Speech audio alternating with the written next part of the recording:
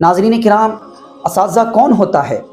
اساتذہ کی تعریف اگر ان لفظوں میں کی جائے تو غلط نہ ہوگا کہ ایک استاذ لوہے کو تپا کر کندن اور پتھر کو تراش کر ہیرا بناتا ہے۔ استاذ افراد کی تربیت کر کے ایک مہذب معاشرہ تشکیل دیتا ہے۔ گویا بادشاہ لوگوں پر حکومت کرتا ہے، مگر استاذ، معلم اور ٹیچر وہ ہوتا ہے جو بادشاہ پر حکومت کرتا ہے۔ ناظرین، استاذ اس پیلر کا نام ہے جس پر تہذیب یافتہ اور ترقی یافتہ معاشروں کی عمارت کھڑی ہوتی ہے۔ استاذ اس زرخیزی کا نام ہے جو بنجر زمینوں میں اپنے علم کی کھاد سے شعور و آگہی کی کھیتی اگا دیا کرتا ہے۔ استاذ اس شفاف پانی کا نام ہے جس سے طالب علموں کے ذہنوں کی فصلیں سیراب ہوا کرتی ہے۔ استاذ اس خوشبو کا نام ہے ناظرین جو تعفن زدہ ذہنوں کو مکمل طور پر معطر کر دیا کرتا ہے۔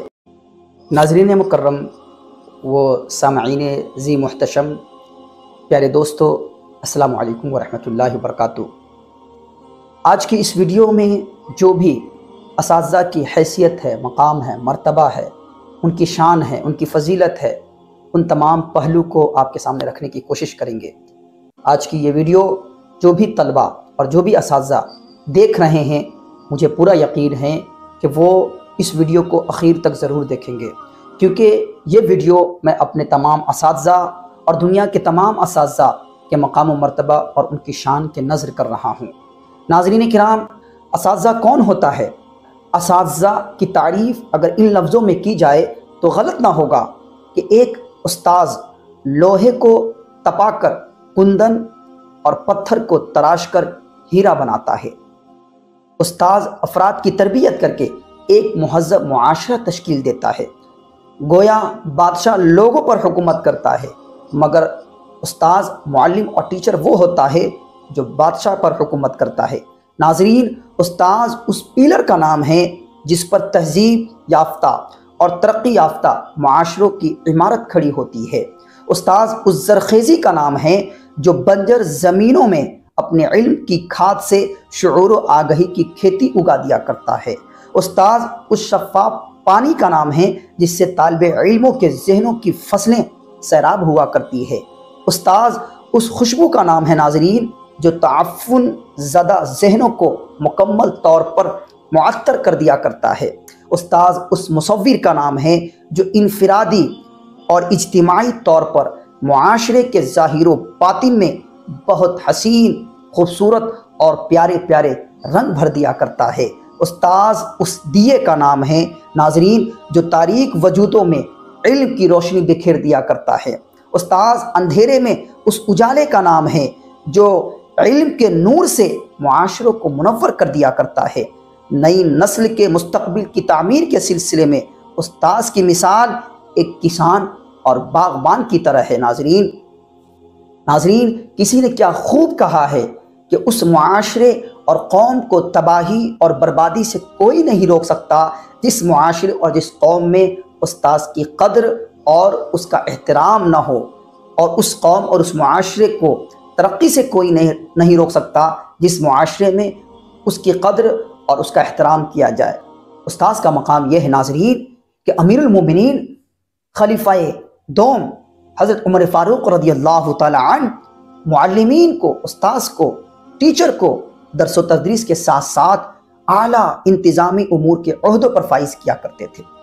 ایک مرتبہ امیر المومنین حضرت عمر فاروق رضی اللہ تعالی عنہ سے پوچھا گیا کہ آپ اتنی عظیم اسلامی سلطنت کے خلیفہ ہیں، اس کے باوجود آپ کے دل میں کوئی حسرت باقی ہے؟ جواب سنیے ناظرین۔ خلیفۃ المسلمین حضرت عمر فاروق رضی اللہ تعالی عنہ فرماتے ہیں کہ کاش میں ایک معلم یعنی استاذ اور ٹیچر ہوتا۔ حضرت مغیرہ رضی اللہ تعالی عنہ فرماتے ہیں کہ ہم استاذ سے اتنا ڈرتے، ان کا اتنا ادب کرتے تھے جیسا کہ لوگ بادشاہوں سے ڈرا کرتے ہیں۔ حضرت امام ابو یوسف فرماتے ہیں کہ میں نے بزرگوں سے سنا ہے کہ جو استاذ کی قدر نہیں کرتا وہ کامیاب نہیں ہوتا۔ حضرت عبداللہ بن عباس اساتذہ کے سامنے تواضع اور انکساری کا اظہار اس طرح کیا کرتے تھے کہ علم حدیث کے لیے ان کے گھروں کی دہلیز پر بیٹھ جاتے، ان کے گھروں کے دروازوں پر بیٹھ جاتے، اور استاذ کے نکلنے کا انتظار کرتے رہتے۔ ہوا سے چہرے پر گرد اور مٹی پڑتی رہتی، لیکن جب وہ حضرات اپنے کام سے فارغ ہو کر کے، اپنی مصروفیات سے فارغ ہو کر کے باہر نکلتے تو آپ کو دروازے کے باہر، گیٹ کے باہر، دہلیز پر بیٹھا پاتے اور منتظر پاتے اور علم کا طالب علم پاتے۔ یہی ادب تھا جس کی وجہ سے حضرت عبداللہ بن عباس رضی اللہ تعالیٰ عنہ کو امام المفسرین، حبر الامت اور بحر العلم کا لقب عطا ہوا۔ حضرت عبداللہ بن عمر، حضرت عبداللہ بن مسعود، حضرت ابو ہریرہ، حضرت ابی بن کعب، حضرت مصعب بن عمیر رضی اللہ عنہم جیسے سینکڑوں صحابہ کرام نے معلم کائنات کے سامنے زانو تلمس طے کیا، تربیت اور تزکیہ کی چکی میں پیسے۔ حضور علیہ الصلوۃ والسلام کی مجلس میں ادب کا یہ عالم ہوتا تھا کہ صحابہ کرام چہرہ انور کی طرف سیدھا نہیں دیکھتے تھے۔ بیٹھنے کا انداز ایسا مؤدبانہ ہوتا تھا کہ پرندے آ کر صحابہ کرام کے سروں پر بیٹھ جاتے تھے۔ ہمارے امام اعظم ابو حنیفہ رحمۃ اللہ علیہ اپنے استاذ کا اتنا ادب کرتے تھے کہ کبھی استاذ کے گھر کی طرف پاؤں کر کے نہیں سوئے، حالانکہ آپ کے گھر اور استاذ کے گھر کے درمیان 7 گلیوں کا فاصلہ تھا۔ یہ ادب کا مقام تھا۔ عربی کا مقولہ ہے الادب شجر والعلم ثمر ثم فکیف یجدون الثمر بدون الشجر، یعنی ادب درخت ہے اور علم اس کا پھل ہے، بغیر درخت کے پھل کیسے حاصل ہو سکتا ہے؟ یعنی ادب کے بغیر علم کا حصول کیسے ممکن ہے؟ ناظرین، استاذ کے مقام و مرتبہ کا اندازہ لگائیے۔ امام شافعی فرماتے ہیں کہ ہم لوگ حضرت امام مالک کی درسگاہ میں اتنے ادب سے بیٹھا کرتے کہ کتاب کے ورق بھی بہت آہستہ پلٹتے تاکہ اس ورق کے کھڑکڑاہٹ کی آواز بلند نہ ہو۔ یہ ادب کا مقام تھا۔ آج ہمارے معاشرے سے، ہمارے سماج سے استاذ کا احترام، استاذ کا ادب اٹھتا جا رہا ہے۔ یہی وجہ ہے کہ آج ہماری قوم سے، ہمارے معاشرے سے وہ افراد تیار نہیں ہو رہے ہیں جو قوم و ملت کی باغڈور ہر میدان میں سنبھال سکیں۔ وہ لیڈر پیدا نہیں ہو پا رہا ہمارے معاشرے، ہماری قوم سے، کیونکہ ہم نے جو صاحب علم ہے ان کا ادب چھوڑ دیا، ان کا احترام چھوڑ دیا۔ ہم نے استاذ کو تنخواہ دار ملازم سمجھ بیٹھا ہے۔ ہم نے استاذ کو وہ عزت اور وہ مقام نہیں دیا جن کے وہ حقدار تھے۔ اس لیے ہم نے پہلے بھی کہا تھا کہ وہ قوم کبھی ترقی نہیں کر سکتی جس قوم میں استاذ کا ادب، اس کا احترام اور اس کی قدر کو ملحوظ خاطر نہ رکھا جائے۔ یہاں پر میں اپنے اساتذہ سے بھی 1-2 باتیں عرض کرنا چاہوں گا۔ ملک اور قوم کی ترقی کا دار و مدار اساتذہ پر ہے۔ اگر اساتذہ چاہ لیں تو ملک ترقی کر سکتا ہے، معاشرہ اور قوم ترقی کر سکتے ہیں، لیکن اگر اساتذہ سنسیئر نہیں ہوئے، مخلص نہیں ہوئے اپنے پیشن میں، اپنے پروفیشن میں اور اپنے کام میں، تو یہ قوم اور یہ ملک کبھی ترقی نہیں کر سکتا۔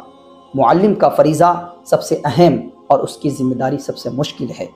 معلم یعنی استاذ اور ٹیچر کی یہ عظمت، مقام و مرتبہ اس بات کا متقاضی ہے کہ وہ صفات حسنہ اور اخلاق حمیدہ کا جامع، صبر و اخلاص کا پیکر، علم و تحقیق کے خمیر میں گوندا ہوا ہو۔ ایک استاذ کا مطمع نظر رضائے خداوندی ہونی چاہیے۔ انسانیت کی تربیت اور نو نہالانے قوم کو علم و معرفت سے روشناس کرانے کا جذبہ ہونا چاہیے۔ معلم کے قول و عمل میں، ڈوئنگ اور سیئنگ میں، ورڈز اور ایکشن میں یکسانیت، صداقت، شجاعت، قوت برداشت، معاملہ فہمی، تحمل مزاجی اور استقامت جیسے اوصاف نمایاں ہونے چاہیے، کیونکہ شاگرد استاذ کا عکس ہوا کرتے ہیں۔ بزرگوں کا قول ہے کہ اساتذہ نیک تو طلبہ بھی نیک، اساتذہ خود اپنے بڑوں کی قدردان تو طلبہ بھی خود اساتذہ کے قدردان ہوں گے۔ معلم کا جذبہ یہ ہونا چاہیے میرے ذریعے امت کے ایسے نونہال تیار ہو جائیں جو امت محمدیہ صلی اللہ علیہ وسلم کی نشاط ثانیہ کا فریضہ سر انجام دے سکے۔ وہ ایسے تناور درخت کے مانند ہو جو سب کو چھاؤں اور پھل دے سکے، جو تحقیق و جستجو کے میدانوں کے شہسوار اور علم کے شناور ہو، جو دنیا کو امن و سلامتی کا درس اور محبت کا پیغام دینے والے ہوں۔ ایک معلم کی یہ آرزو ہونی چاہیے کہ میری ساری زندگی کی محنت اور جگر سوزی اس لیے ہے کہ قیامت کے دن میرا حشر، میرا شمار، میرا انجام معلمین یعنی ٹیچر، استاذ، امت کے معمار، امت کو نکھارنے والے، امت کو سنوارنے والے، امت کو بنانے والے نگران، قائدین اور رہبروں کے ساتھ ہو۔ اس سے بڑا انعام ایک ٹیچر کے لیے، ایک استاذ کے لیے، ایک معلم کے لیے نہیں ہو سکتا کہ میدان محشر میں ان کا شمار ان فہرست میں ہو جائے۔ میں اپنی گفتگو اس شعر کے ساتھ ختم کرنا چاہتا ہوں۔ دیکھا نہ کوہ کن فرہاد کے بغیر، آتا نہیں ہے فن کوئی استاذ کے بغیر، رہبر بھی یہ ہمدم بھی یہ غمخوار ہمارے، رہبر بھی یہ ہمدم بھی یہ غمخوار ہمارے، استاذ ہے یہ قوموں کے معمار ہمارے، استاذ ہے قوموں کے معمار ہمارے۔ اس ویڈیو کو آپ اپنے دوستوں سے بھی شیئر کریں، ہمارے چینل کو سبسکرائب کریں۔ ملتے ہیں نیکسٹ ویڈیو میں۔ السلام علیکم۔